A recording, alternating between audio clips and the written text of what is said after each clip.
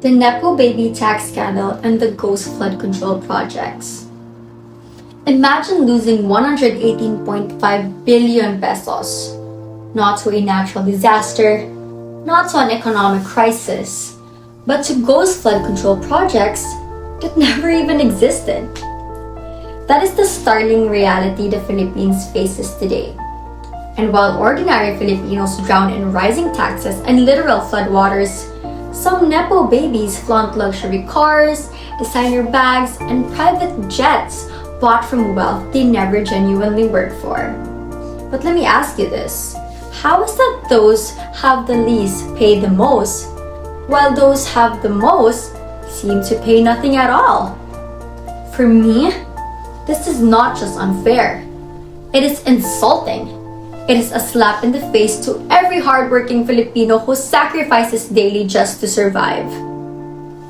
A mother in Cebu holds her crying child as flood waters rise inside her home.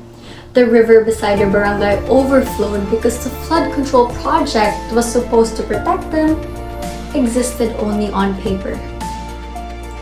At the same moment, a government official's child posts a photo of a brand new luxury car with a caption, "Blessed." The contrast is painful and frankly infuriating. It makes you wonder, blessed by what? Blessed by whom? By taxpayers who never got the protection they paid for?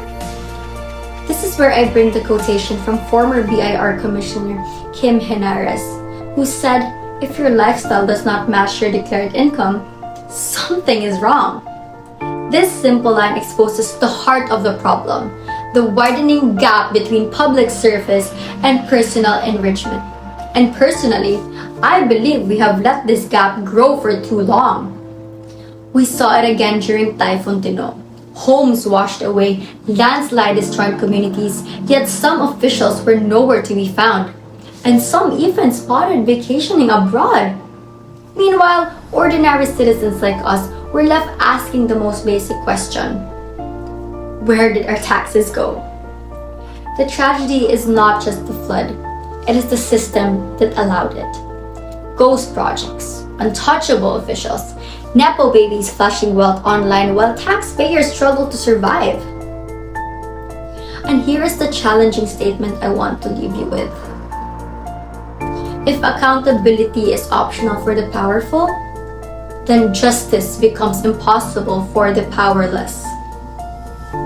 All this happened while communities, especially in Cebu during Typhoon Tino, were left defenseless. This is not just a scandal. This is betrayal. At the same time, the conversation about the Nepo babies has gone beyond boardrooms and construction sites. This is now playing out on our screens every day. Influencers such as Claudine Go, Jamie Cruz, and Jella Alonte have become the faces of what people call now the scholar ng bayan. Privileged children suddenly enjoying extravagant lifestyles, while everyday Filipinos suffer under unpaid taxes and crumbling public infrastructure. Their flashy daily flexes struck a nerve, prompting outrage and calls for lifestyle checks. And honestly, I think people are not angry not because they're jealous, but because this display reminds us of a painful truth. Luxury built on corruption is luxury stolen from the people.